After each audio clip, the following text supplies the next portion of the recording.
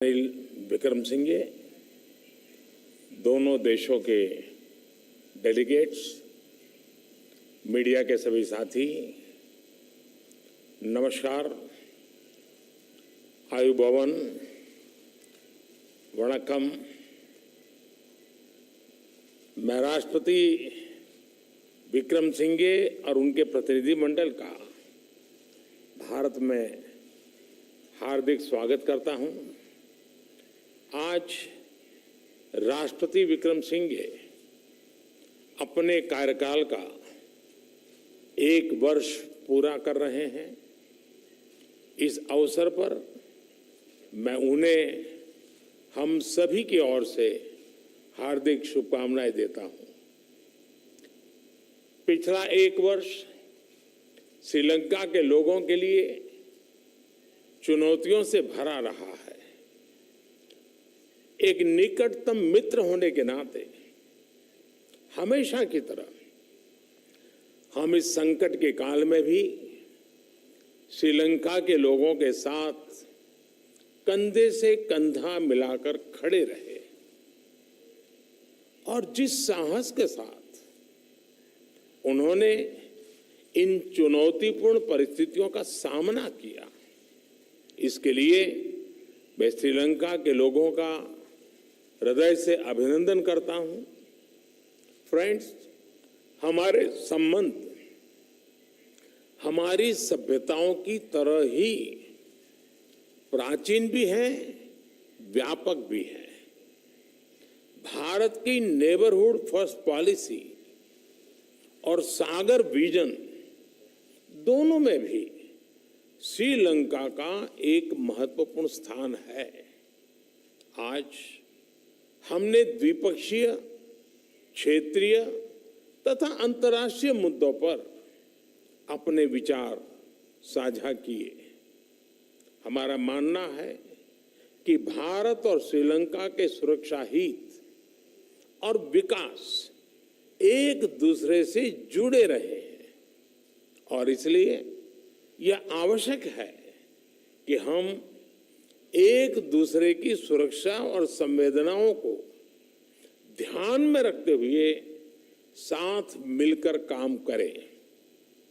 Friends, आज हमने हमारी इकोनॉमिक पार्टनरशिप के लिए एक विजन डॉक्यूमेंट अपनाया है। यह विजन है दोनों देशों के लोगों के बीच मैरीटाइम, एयर, एनर्जी और पीपल टू पीपल कनेक्टिविटी को मजबूती देने का। यह विजन है टूरिज्म, पावर, ट्रेड, उच्च शिक्षा और स्किल डेवलपमेंट में आपसी सहयोग को गति देने का। यह विजन है श्रीलंका के प्रति भारत के लॉन्ग टर्म कमिटमेंट का। फ्रेंड्स, हमने तय किया है कि economic and technological cooperation agreement पर शीघ्र ही बातचीत शुरू की जाएगी। इससे दोनों देशों के लिए व्यापार और आर्थिक सहयोग की नई संभावनाएं खुलेगी। हम भारत और श्रीलंका के बीच हवाई कनेक्टिविटी बढ़ाने के लिए सहमत है। व्यापार और लोगों का आवागमन बढ़ाने के लिए तमिलनाडु के नागपट्टनम और श्रीलंका के कांके संतुरई के बीच पैसेंजर फेरी सर्विसेज शुरू करने का निर्णय भी लिया गया है। हमने तय किया है कि दोनों देशों के बीच इलेक्ट्रिसिटी ग्रिड्स को कनेक्ट करने के काम को तेजी से आगे बढ़ाया जाएगा। भारत और श्रीलंका के बीच पेट्रोलियम पाइपलाइन के लिए फिजिबिलिटी स्टडी की जाएगी। इसके अलावा एक लैंड ब्रिज की फिजिबिलिटी को भी जांचने का निर्णय लिया गया। आज श्रीलंका में यूपीआई को लॉन्च करने के लिए हुए समझौते से फिनटेक कनेक्टिविटी भी बढ़ेगी। फ्रेंड्स, आज हमने मछुआरों की आजीविका से जुड़े मुद्दों पर भी चर्चा की। हम सहमत हैं कि हमें इस मामले में एक मानवीय अप्रोच के साथ आगे बढ़ना चाहिए। हमने श्रीलंका में रिकंस्ट्रक्शन और रिकंसिलिएशन पर भी बात की। राष्ट्रपति विक्रम सिंघे ने अपने समावेशी दृष्टिकोण के बारे में मुझे बताया। हम आशा करते हैं कि श्रीलंका सरकार तमिलों की आकांक्षाओं को पूरा करेगी, समानता, न्याय और शांति के लिए पुनर्निर्माण की प्रक्रिया को आगे बढ़ाएगी।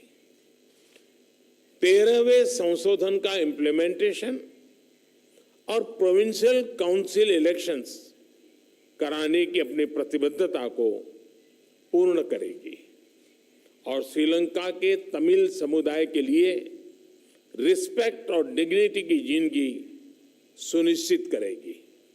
फ्रेंड्स, यह वर्ष हमारे द्विपक्षीय संबंधों के लिए विशेष महत्व रखता है। हम अपने डिप्लोमेटिक संबंधों की 75वीं वर्षगांठ मना रहे हैं।